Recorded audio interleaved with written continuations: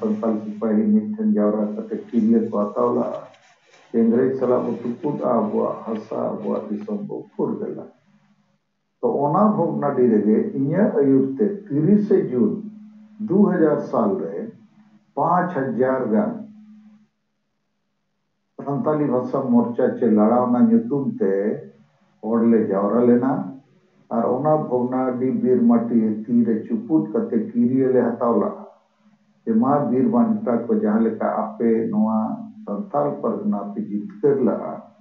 आले हो आपे दाड़े गोरो थुमते जेमन संताली परसी अष्टम तालीर करले सेले चोयमा आले जितकर मा तो 30 जून 2000 साल रे ओना भोगनाडी रे बीर माटी चुपुत कते 5000 गान हो किरियले हतावला और हाना हो 22 दिसंबर के जितकर ना असा और नोआ हो 22 दिसंबर के जितकर ना आसा तो माने भाषा तो नोआ मिट्टन मेन गनोआ बोंगा बुरु को आशीर्वाद बीर बांटा को आशीर्वाद मोरे मेना और हाना जो सिद्धू मुर्मू आयुते नोआ जो सलकन मुर्मू आयुते नो तो इतिहास कना जहां बाय मेन दाड़े आचे बांगे नोआ रे कथा रोड़े इने तायम संताली परसी लड़ावना रे पुथी जहां बिरसा मुर्मू ओलका ओना पे पढ़ाव कर के बकन पढ़ाव पे ना अब अड़ी धाव महारेली के अब अड़ी धाव रेल रोकाव के अब अड़ी धाव सेमिनार मीटिंग जुलूस के अब संताली परसी सगाड़ हम ओडोक के और इन अड़ी धाव भारत रे पार्लियामेंट्री गोड़ा का इन तायम हो अब अड़ी मरन कूटनीतिक चाल ते नो सफल का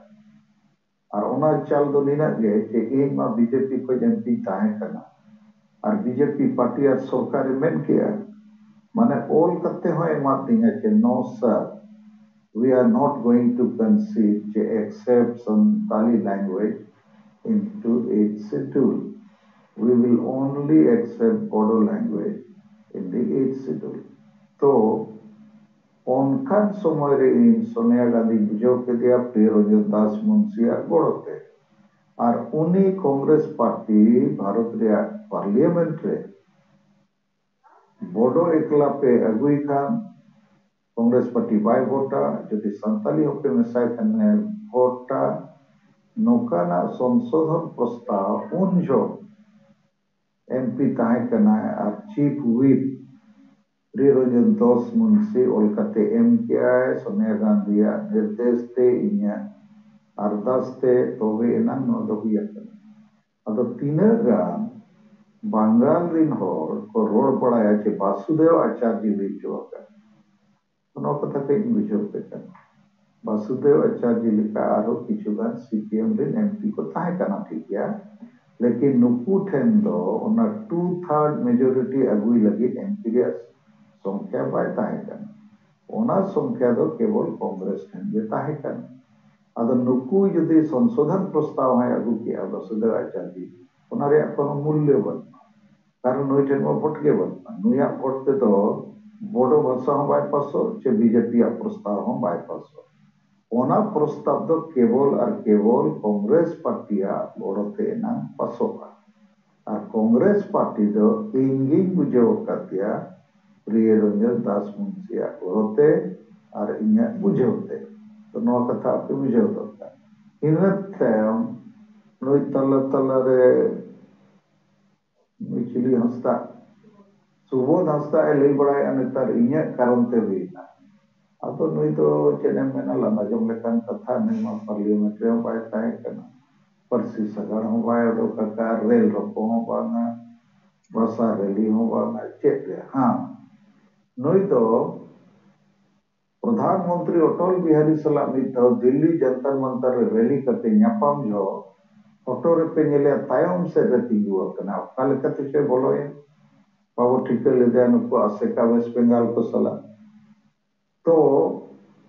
आर मिधाव तो सीपीएम रिन एमपी नुको वासुदेव आचार्य सला ओना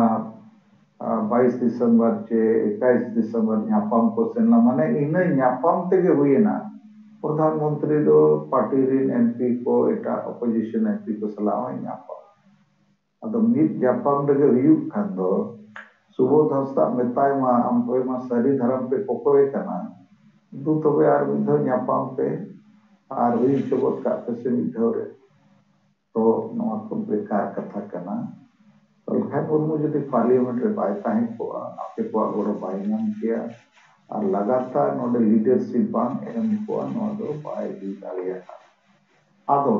तेहेnya तारीख रे अडिगान हो आदिवासी सेंगेल अभियान के आईसे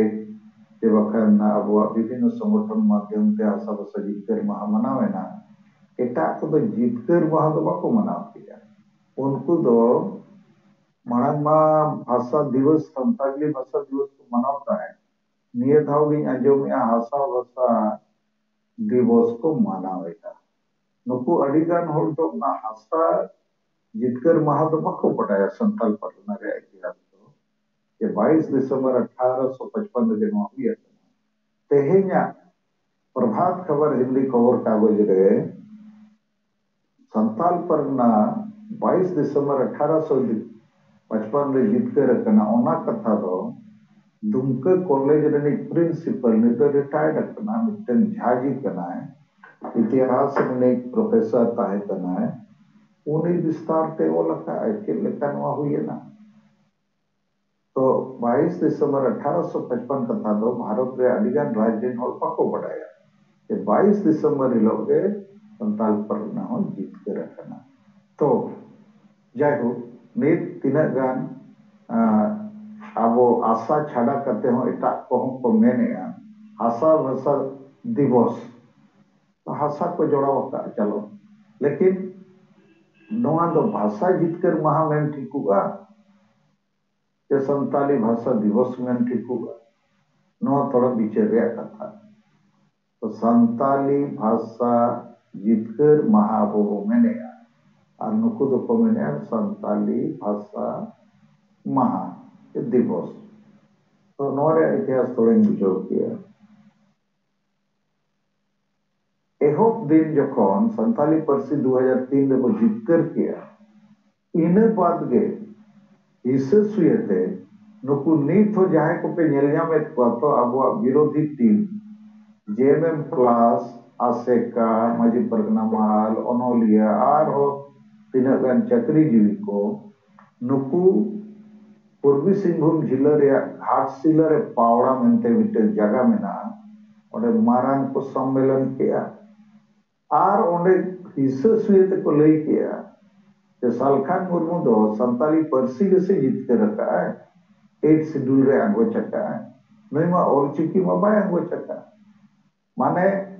ओना भाषा 8 शेड्यूल रे हो कुसी दो बन इना खान विरोध चे लेकारे विरोधा ओनारे आपे कोई ले पे तना उदयनाथ माझी नित्यानंद हेम्ब्रोम ओनोलियर नुकु जेते जदुनाथ जदुमणि बेसरा को रूपचंद हंसदा को XYZ जेते नुकु दो जेते मिट गया को मिट फुटबॉल टीम रिन प्लेयर कना को उन जो नवा को सदर किया अरे सलखान मुर्मू 8 शेड्यूल रे जरूर आगो चचो किया मेनखान ओलचिकी मा बाय आगो चकना नुय अबो एड़े केन बुआ आदो इने तायम अबो दिन संताली भाषा मोर्चा रे लीडर को पेपर रे को ऑल किया बिरसा मुर्मू आर अबो दिन नेता को अच्छा ऑल चिकी दो तबे ओका शेड्यूल रे आगो जो आपे लई के से तब आले ओना लगी ढोल लड़ा ओना ले हो तायम को थी रे कारण भारत रे संविधान रे तो भाषा अंगोचो रे आगे कथा मेना नो आपे को बड़ाय पे लिपि अंगोच रे कथा दो बनु भाषा सला ये ऑटोमेटिक लिपि दो अंगोचो का और नित हो भारत दिसम रे तीना गान भाषा मेना ओना रे दो लिपि बनु बाखान लिपि मेना खान मिटन दो बंगा बारिया पे लिपि हो मेना जैसे मणिपुरी भाषा रे बारिया पे लिपि कोंकणी भाषा रे बारिया पे लिपि और अडिगान भाषा रे लिपि दो देवनागरी के अडिगान भाषा रे लिपि दो बांग्ला लिपि के तो भारत रे 8 शेड्यूल रे दो भाषा अंगोच रे कथा मेना मेनखान आपे बड़ाई दरकार 9 दिसंबर 2003 साल रे जखन भारत रे राष्ट्रपति उनजो डॉक्टर अब्दुल कलाम लाले न्यापा मेना 5 राज्य में प्रतिनिधि को तो उन जो ये कुली किदिया, do you have your language script? In a khani meta there, yes sir, we had the language script and this is how it looks. Ato ona santali parsi jumit santali bhasa morcha re letter head jahan re gyapon le emat diya ona chetan re ol chiki te ol akhana ina khan ona gin dekhawat diya. This is how it looks. We have got our own script called ol chiki. Okay. Kami je kulit ni aja ठीक गया इन्हें संविधान रचक अधिकार में ना आपे नौ परसी as सिगुल रे आगो चचोय लगी तब उनजो इले आते आमा अधिकार में ना आर्टिकल 347 के सबते ठीक गया मन के तो इन आपे लेयर पे कने के हिस्से सुयते एट सिगुल रे हो मरंग दो ओने उनका को ले किया जे चिकी में बाय को चकर जखन कुली के को चिकी दो ओका सिगुल रे आगो चोता को थीरे ना तो नवा मिटन चैप्टर चलावना नित तो गोटा नुकु नवा गेको गलमरा नुकु ओनोलिया हो साहित्य एकेडमी अवार्ड वाला हो जे नवा भाषा दो आरो ऑल पढ़ाव रे लगा मा आरो नोका मा एकेडमी को बिना मा लेकिन नवा भाषा चे लेखाते आंगोचना ओकोय आंगोच केआ ओना कथा दो बाको रोड़ा इली हो बाको रोड़ा बढ़ाई गया को सलखान मुर्मू कार्टून थे नवा दो हुई है नौरे मिटन प्रमाण दो 19 नवंबर 2000 साल रे 19 नवंबर 2000 साल रे कथा 8 नवंबर 2000 साल रे रांची रे राजधानी मोराबादी मैदान रे संताली राजभाषा रैली ले ऑर्गेनाइज ला संताली भाषा मोर्चा से जो पीता है करना 1 लाख कोई ढेर होड़ को जावरा लेना संताली राजभाषा रैली 8 नवंबर 2000 साल रे चेदा के 15 नवंबर 2000 साल रे झारखंड राज्य बना लगी तो राज बना खन मिटे राजभाषा लगती है तो ठीक मिट हाट मड़ांग इन ओडे अडी मरांग राजभाषा इन ऑर्गेनाइज चोके आपे पागोड़ते ओना राजभाषा बार होड़ किन विरोध किया मिटन दो सीआर माझी करंडे जमशेदपुर और मिटन प्रोफेसर दिगंबर हस्ता जे सलखान मुर्मू भाषा नितुम ते होड़े एड़ेट कोआ ड्रामा है नोटंकी है राजभाषा रेडी है दोसर इलो नगन पड़ा को उनकी ना पुतला को दहन किया करंडे गए लेकिन 19 नवंबर 2000 साल रे मिटन चिट्ठी रूपचंद हस्ता और जादूमणि बेसरा नुकिन all India Santali writers association and president secretary निथो मेना किना नुकिन ऑल कते जहां खबर कागज रे सीआर माझी और प्रोफेसर दिगंबर हस्ता ऑल कते किन एमला सलखान मुर्मू बड़ी दिया उनका राजभाषा रैली है चिकाय है अदो नुकिन उनी पेपर ओना पेपर रे नितुम दो चमकता है ना संपादक किन ओलक दिया दिगंबर हस्ता जहां चिट्ठी ओलक है नो आदि बड़ी जका है संताली परसी लड़ावना तो एकदम ठीक लड़ावना करना 300 गान संगठन नो लड़ावना रे शामिल मेना कोआ आले हो मेना लिया और सलखान मुर्मू आयुर तेने जहां लेका संताली परसी लड़ावना तिगु केटे जाकना और को पूरे पतिय हो मेना जे नित तो नोआ गानो गया आदो ताला ताला रे नुकु बढ़ाई गया को सलखान मुर्मू के ताले ऑल कते हो को एमा इंटेन प्रमाण में ना चिट्ठी हो लेकिन नित तो चिली हो नुकु राइटर्स एसोसिएशन अब को मेने तो सलखान मुर्मू आयुक्त के में हुई कर और आको ऑल का कागज इंटेन में ना जारे ऑल कते को एमा का नुया आयुक्त के हुआ आले हो नुया कते में ना 300 संगठन में ना को और नित तो सरी लड़ावना भाषा नितु के हुई तो इन्हें मेन रेया को यहाँ को कि नूने इसे सुये संताल समाज के आदिवासी समाज के मेना कि सरी कमी तो वाम सराव या और बड़ी कमी तो वाम निंदा या इन्हें खान सरी कमी चेल करते लान सरी अयुरिया चेल करते लान नवा समाज रे मा जहाँ एड़े है जहाँ चुमड़ी कुमड़ो बड़ी जोड़ उन्हीं के लहा है और ओना मेंते सरी अयुरिया दो बाबू जाने को बेस एमएलए एमपी बाबू जाने पर जहाँ अब समाज लगी को थोड़ा को कमी है तो नोआ को अचूर बियूर करते आपे लई रहा उद्देश्य दो जे संताली पार्सी 8 शेड्यूल ना नीत हबी तलखान मुर्मू चे आपे आदिवासी संगल अभियान रे नयूरिया को आईसी करी नयूरिया को जेडीपी री नयूरिया को और अब जहां तीना संगठन रे आपे तो पे लई सदरे दिया के तलखान मुर्मू आयुक्त हुई करना और नोआ रे ये प्रमाण और रिकॉर्ड में ना और जहां तो प्रमाण हो बनु रिकॉर्ड हो बनु बाकी तो जेते इने हिसाब ते मित तुयु कना को इस सुयत को गबाव करना रोड रे साहस बनु हिम्मत बनु नोआ जितकर कमीर को गाते को तबे तो जितकर मा दो को मनावा आदो आपे पे बड़ाई कते पे आश्चर्यवा दिगंबर हस्ता लेका नोंडे तो बनु या बोंगाय उनी तो हड़ को तला रे लई बड़ा के गया नो तो आज तेगे हुई ना बोडो भाषा रे प्रस्ताव जखन पार्लियामेंट रे समायना ओना मिटे साकाम उड़ो हे जना पार्लियामेंट रे ओले ऑल लेना जे संताली भाषा हो सके तो अम्मा अगर नीत हो नुकु दो के लेखाते संताली पार्सी एक शेड्यूल रहे जना 22 दिसंबर ओपय आयुते पाको रोड़ा माने ओना सुयते आदो भाषा दिवस और भाषा विजय दिवस रे चेक फरक मेना नवा कथा थोड़ा पिन बुझो बेटा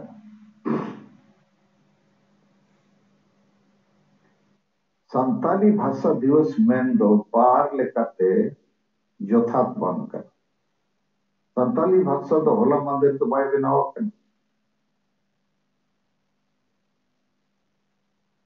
के पंडित रघुनाथ मुर्मू बाय बनाओ का तो साय साय शर्मा हजार हजार साल पे बनाओ कना रोड को रोड अगुआ का आर नवा प्रसिद्ध जीवित किया 1000 साल मानंद ओल रे सुविधा हम बाय ताहे कर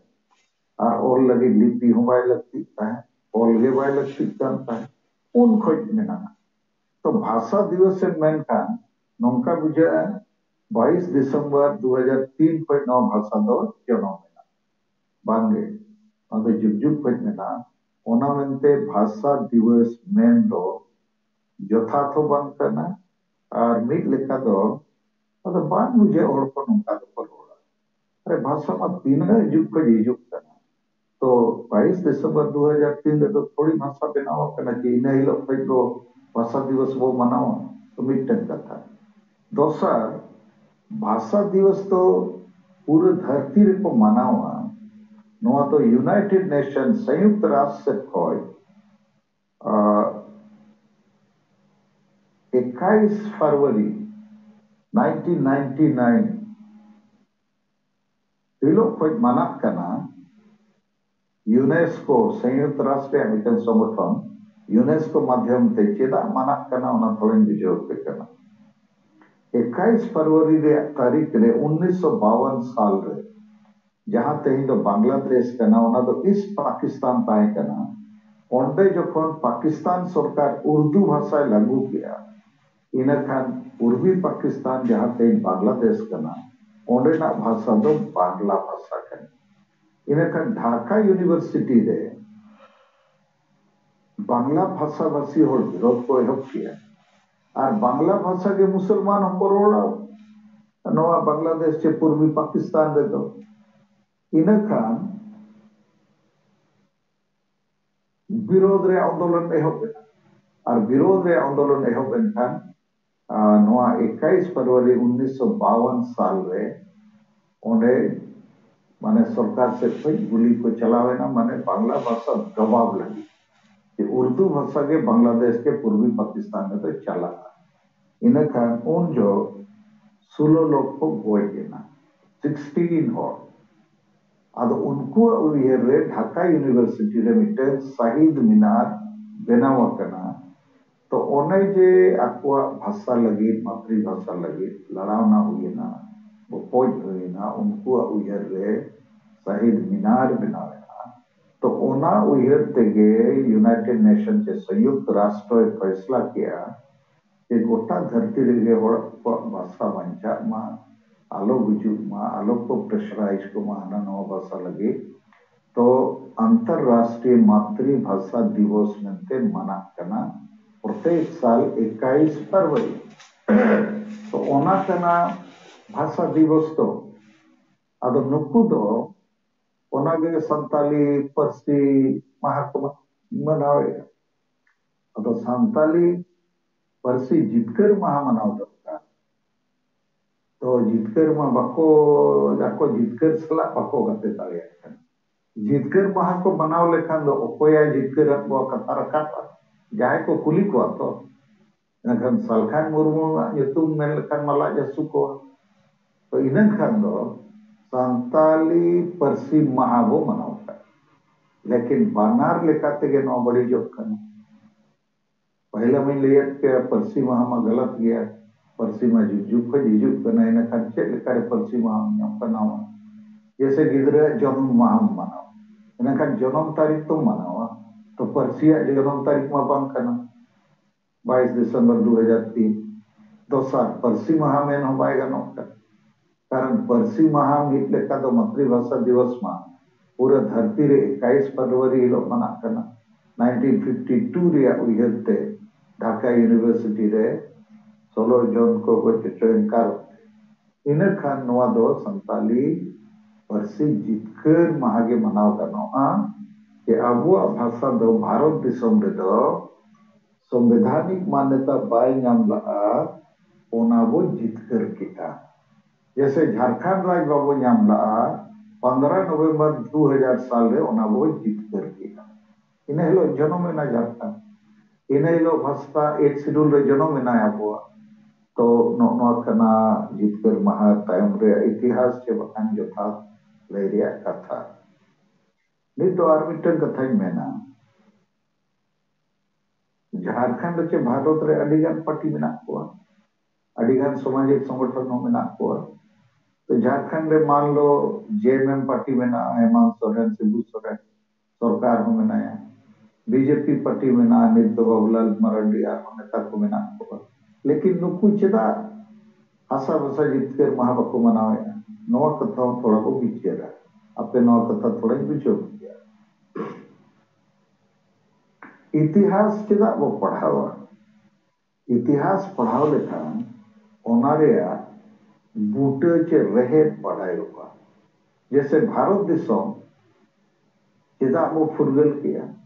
चेक लेखाते वो फुरगल किया अब फुरगल करते चेक वो आसक नौपिया प्रश्न हिजू भारत दिसम चेदा वो फुरगल किया चेक लेखाते वो फुरगल किया और फुरगल करते चेक को वो आसक करना उनका के झारखंड राज चेदा वो कोई किया चेदा वो फुरगल किया और चेक वो कोई किया तो ठीक उनका के संताली पार्सी चेदा वो फुरगल किया चे वो मानव किया चे वो जीत कर किया चेक लेकाते वो जीत कर किया और चेक को वो आसो नवा जिनिस को बांग बटाई लेखा मीट लेका तो होड़ दो आंधार गे ताहेना यूत रे और ओना कारण ते नीत हो अबुरिन संगे हो तो आंधा गया आड़ीगन डॉक्टर इंजीनियर ऑफिसर हो बको बडाया 8 शेड्यूल माने चे जितकर माने चे भाषा विजय माने चे और चेक लेकाते वो जितकर चेदा वो जितकर क्या चेक को वो नाम दरकार बिंदु लेकाते बको बडाया तो नवा कथा बांग प्रचार करना ठीक और चेक लेकारे प्रचार नोडे मा सलखान मुर्मू और आपे को जहां तिना इन सला गाते अकन आपे छड़ा मा जेते इससुए रे को गाबाव बाडाय करते हो रोड बाय सनाय कितना रोड लेखन सलखान मुर्मू इत्यादि तो नवा कना परिस्थिति आदो नित दो चित्कारे नवा संताली पार्सी 8 शेड्यूल लेना जितकर ना नवा कथा दो सरीगे अडिगान बाको बडाया बकन बडाय करते हो बाको रोड़ेया और जहां को बडाया उनको के बेमान होड़ कना तो बडाय करते हो बाको रोड़ेया आदो ओना मेनते नवा कोरना दो मिटन के उपाय जैसे अब आदिवासी संगेल अभियान से कोई को लई मंगल का लई केटे जाका तो मारे उयहर मारे डहार दो गोबय थोर कना युथ थोर नवा उयहर नवा डहार के मरसाल और बचाव उनका के सरिया कथा सरिया रोड अब सामान नुकु बाकी जहां तीना मेना कोआ नुकु कारण तेगे आदिवासी समाज दो तेहें दो तायम अकना ओना कारण तेगे आशा वसा जाति धर्म इज्जत तबादी रोजगार चाषबास रे जुड़ को रेख चुकता और नोआ कथा आपे इन अड़ी दुख सहित मेना आबो ये मिटे अड़ी मरन डॉक्टर कना उन्हीं मिद दिन को मेताय कना आज हो ओना कथा गे आबो ठेना फॉरवर्ड कना कि अड़ी गान होड़ को मेने गोमके मा दिन गे रुमु बुलु टाडो बारन गो बगिया ओना गे रोड़े तोय ओना दो हुनंग बाय रोड़ कान ठीक माने आरहो डॉक्टर को नुई डॉक्टर को मेताय कना माने उनको बोहो रे ना रुमु बुलु डाडो बारन डर न्याम हिस्से सुये भोट किरिंग अकरिंग महिला विरोधी मानसिकता केवल अपना लाइफ परिवार लगी जीवित है नवा को बगिया अदो नवा के तो बीमारी मारे डॉक्टर कना बीमारी बाम रोड खान रात के करे में माय अदो बोहो रे नोखा बोलो कना बोरे होड़ को रुमु ओ ठीक गया बुलु ओ ठीक गया डर नो ठीक गया हिस्से सुये ओ ठीक गया और अकोरिन गिद्रे पिद्रे तो ना रुमु ना बुलु ट्रेनिंग दो बाको एमा उनको तो सब तो पढ़ा पे माला मारा चक्री तो इन्हें मेन रे कथा नीत आबो आदिवासी संताल समाज रे अड़ी मरंग मामला नोआ कना इसे सुयरिया लेकिन नोआ दो आते तो बाय चाबना आबो जहां पॉजिटिव नेता नीति रणनीति संगठन कमी होरा टारगेट को सेट का आबो को कमी बढ़ाव दरकार तो तेहेया मुझे कथा नोआ विषय रे निना मेंशन तेहेज इन से खोज नोआ पड़कीडी रे जहां मीटिंग हुई ना इंग्लैंड पड़कीडी रे ओने 5टी प्रस्ताव पारित किया जहां आपे व्हाट्सएप करे और फेसबुक करे पले सेने ना ओना थोड़े बुझे पे कना पहला प्रस्ताव तो नोआ कना कि 22 दिसंबर तो राष्ट्रीय उत्सव माने अवकाश छुट्टी घोषित मा और राष्ट्रीय महत्व रे दिवस मेंते पालन मा चेदा चे तो मिटे अड़ी मारन ऐतिहासिक दिन कना अंग्रेज को सला मांग योजनाबद्ध संगठित युद्ध आदिवासी संताल को हुईला संताल हुला काटे और जितकर के आको संताल पर उन्नति सोमकाते और 1857 मांग रे नोआगे कना प्रथम स्वतंत्रता संग्राम दो ओना मेनते नोआ दो राष्ट्रीय रिकॉग्निशन न्याम दरकार राष्ट्रीय छुट्टी लेकाते हो और राष्ट्रीय महत्व रे दिवस पालन लेकाते ओना सलाते संताली परसी 8 शेड्यूल जहां राष्ट्रीय मानव नोआ दो खाली भारत रे मानव तो बाकर नोआ धरती रे पले आदिवासी को अगर नोआ के प्रथम आदिवासी भाषा जहां मिटन राष्ट्रीय मानवते ᱧᱟᱢ का इटा दिसम को ना भाषा को चाबाए ना लुप्त होए ना भारत रे हो अडिगान आदिवासी भाषा ना लुप्त लगे नेक्स्ट किछु साल रे तो नोआ भाषा जितकर मामला दो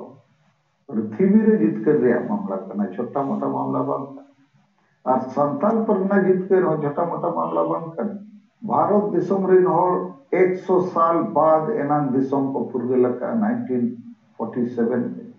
अब आदिवासी वो फुरगल के 100 साल मांग रे तो नोआ 22 दिसंबर